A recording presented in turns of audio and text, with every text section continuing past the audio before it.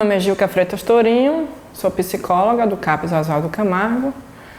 Vamos conversar um pouco sobre a campanha do Setembro Amarelo de prevenção ao suicídio, porque existem vários locais que a gente recebe pessoas que tentaram suicídio, com risco de suicídio, e um dos é o CAPES.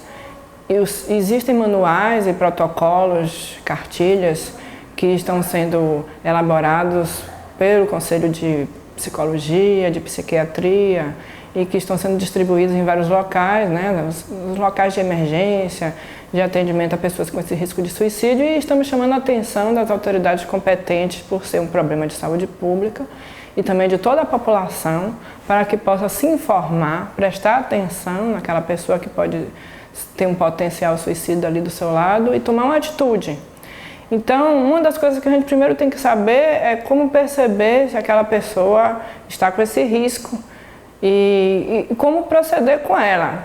Ela é como se fosse uma bomba relógio que pode a qualquer momento explodir. Então, você tem que imaginar que você tem que descobrir como desativar essa bomba. Ela está bastante ativada, ela está desesperada. Se ela vai tomar essa atitude é porque ela não suporta mais, não vê esperança. Você não pode julgar. Não pode usar nenhuma palavra que faça com que ela se sinta comparada ou que aquilo não é importante para ela, porque para ela aquilo realmente é uma decisão, né? Existem algumas pessoas que têm a possibilidade, outras ficam ambivalentes, mas tem outras que realmente estão decididas. E aí você precisa usar a palavra certa na hora certa para desativar a bomba. Eu já lidei com uma pessoa que estava quase se jogando um prédio. Eu tinha poucos minutos para ajudar os bombeiros, para falar por trás da porta com as palavras certas, e ele realmente abriu a porta e não se jogou. Então, é interessante como você tem que entrar um pouco na intimidade daquela pessoa e encontrar que palavra você pode usar para desativar a bomba. E muitas vezes a gente usa exatamente através da palavra e o vínculo que você pode conquistar de confiança com aquela pessoa, que não é assim rápido, né? Ela também não está fácil de confiar em ninguém, mas muitas vezes a gente tem que saber como se aproximar, como ganhar confiança, formar algum tipo de vínculo e depois que palavra usar para que ela não cometa isso.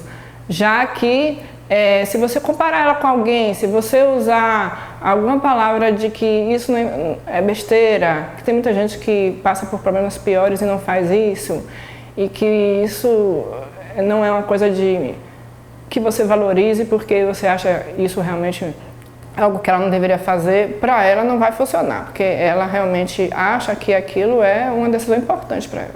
Essas palavras de julgamento, de comparação, de crítica não funcionam.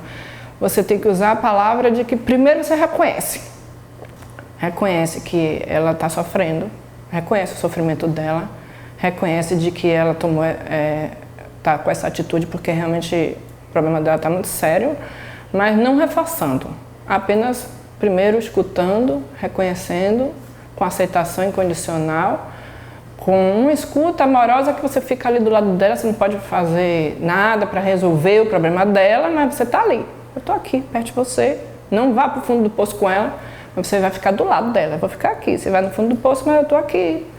Você está achando que deve tomar essa atitude, mas eu estou aqui, não posso fazer nada para resolver, mas eu estou aqui do seu lado e é só isso que ela precisa, sentir que tem alguém ali que reconhece e valida o sentimento dela e o sofrimento que ela está passando realmente é algo muito importante, é algo que ela não suporta.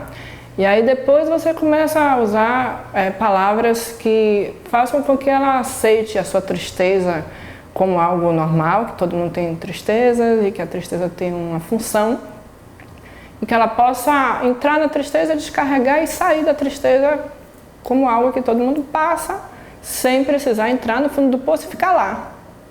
Porque o grande problema da tristeza é que a pessoa entra no fundo do poço e não sabe sair.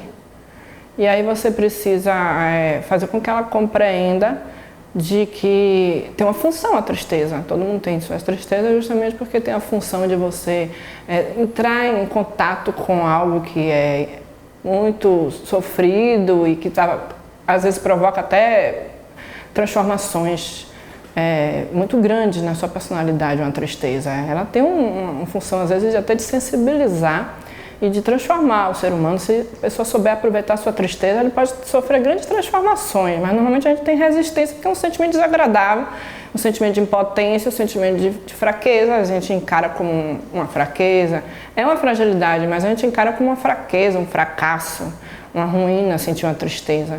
Principalmente os homens, né, que a cultura diz que eles não podem nunca chorar, e aí encara como se chorar fosse algo de derrota. Mas o chorar é uma descarga do corpo humano para algo que está insuportável no seu corpo, está bastante ativado e precisa haver uma descarga daquela emoção intensa. E aí você vai chorar, vai se sensibilizar, se interiorizar. A tristeza também faz você se interiorizar, porque você não sente vontade de sair, você não sente vontade de festa, de riso, você tem vontade de ficar só. É importante ficar só, é importante a pessoa gostar de ficar só, achar que ficar só na companhia dela é algo interessante, não é horrível a sua companhia, e poder ficar só para crescer, para ganhar força interior, para ganhar uma reflexão e para poder suportar o crescimento que vai causar todo esse processo. Se você deixar a tristeza passar e não entrar em depressão, é um grande crescimento para você. Mas muitas pessoas entram em depressão, é comum, mas a depressão mais leve, que é o transtorno distímico. Porque nós temos o humor normal, que é a eutimia, e tem o humor para baixo, que é a distimia, e o humor para cima, que é a hipertimia. E tem a mania, que é mais para cima ainda, que entra em delírios de grandeza, que entra no transtorno psicopatológico mais grave. Mas quando a pessoa entra no transtorno distímico, normalmente ela tem sintomas mais psicológicos. O humor dela fica para baixo e ela só fica querendo chorar, sem querer sair, retraimento social. Com um pensamento mais lento, afeta a memória dela, mas normalmente com pensamentos de ruína, de fracasso, de desvalorização. E existem vários graus de depressão e de risco de suicídio. A pessoa pode ter uma distimia e não pensar em se matar. Mas quando a depressão vai ficando mais grave, como por exemplo uma depressão maior, ela já tem sintomas fisiológicos que ela não tem controle porque afeta o corpo orgânico, né? Então afeta o cérebro, os neurotransmissores, o hipotálamo, né? Questões que ela não sabe como lidar, afeta o apetite sexual, o sono. Então muitas vezes ela não sabe como lidar com isso, precisa de ajuda. Desde a distimia, muitas vezes a pessoa precisa de uma escuta, precisa de uma ajuda. E às vezes a pessoa tem um preconceito de buscar uma ajuda psicológica ou psiquiátrica, e aí aquilo vai piorando e ela não percebe. Todas as pessoas ao redor dela estão mostrando, sinalizando para ela e ela não percebe. Ela fica agressiva com você, ela diz que não tem nada. Às vezes até você quer ajudar e ela fica com raiva. Eu já tive um paciente que o filho insistia para ela sair um pouco, ir para a praia com ele, e ela ficava com raiva quando ele insistia para ela sair. E ela só queria que ele validasse que ela realmente está triste, que o sofrimento dela é importante e que ele está ali do lado dela. E aí depois, com calma, fosse convencendo ela a sair. Mas não assim de cara, rebatendo e desvalorizando o sentimento dela, que ela precisa sair e tal, porque aí ela ficava com mais raiva ainda. Então não é fácil realmente saber lidar com as nossas emoções e com a emoção do outro. Mas a gente precisa saber lidar, tanto com a tristeza, como a raiva, como o medo, achar que tudo isso faz parte da vida, é normal e tem suas funções. E como lidar com isso?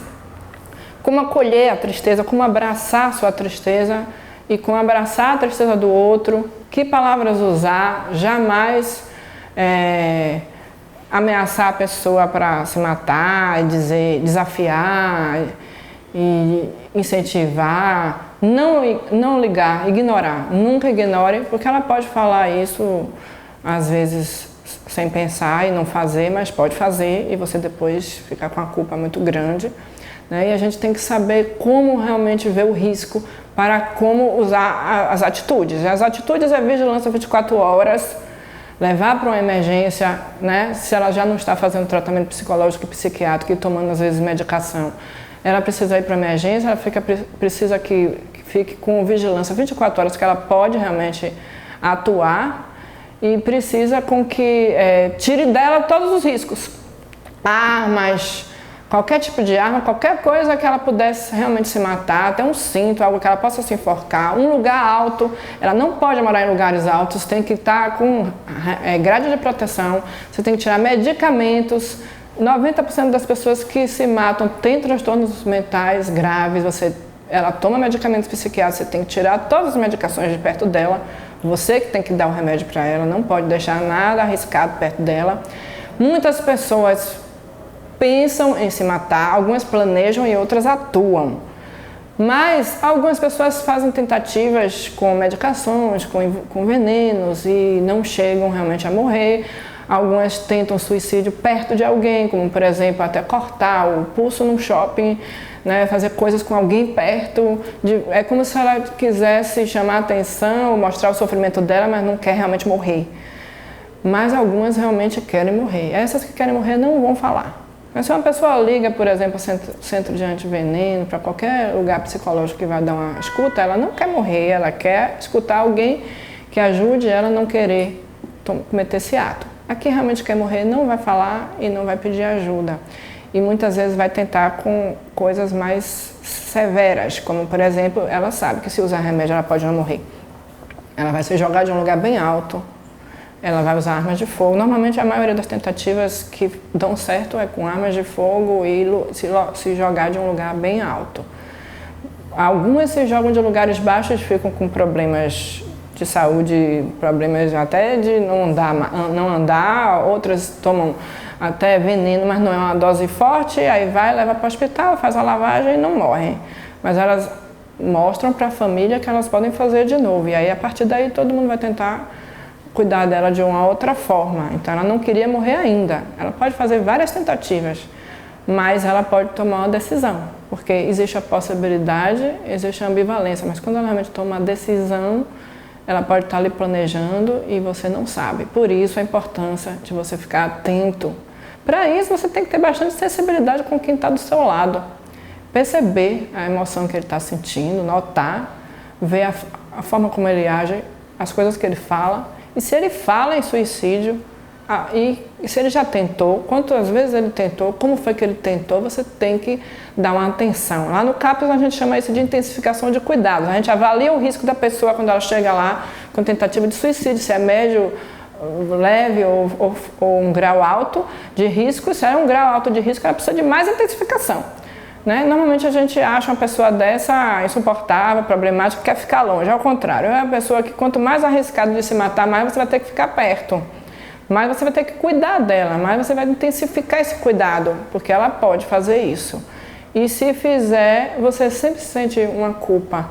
Eu, em todos esses anos, nunca tive essa experiência. Realmente, só teve um paciente meu que ele morreu afogado e ninguém sabe se realmente ele tentou suicídio, mas até o último dia que ele apareceu lá, eu dei atenção a ele, porque se eu não tivesse dado atenção, eu tivesse falado qualquer palavra que não pudesse ter ajudado, eu ia me sentir culpada. Isso, mas normalmente o sobrevivente, principalmente a família, sempre tem um grau de culpa. E é por isso que a gente nunca deve brincar se alguém falar que vai tentar se matar ou se matar, porque depois, se ela realmente fizer, você pode achar que não tomou a devida providência. Então, normalmente, essas as medidas que a gente mais tenta tomar, né? Muito obrigada pela atenção. Você fala, eu apoio a campanha Setembro Amarelo. Eu apoio a campanha Setembro Amarelo. Muito bom. Valeu! Muito bom, garota. Falou muito, mas falou bonito.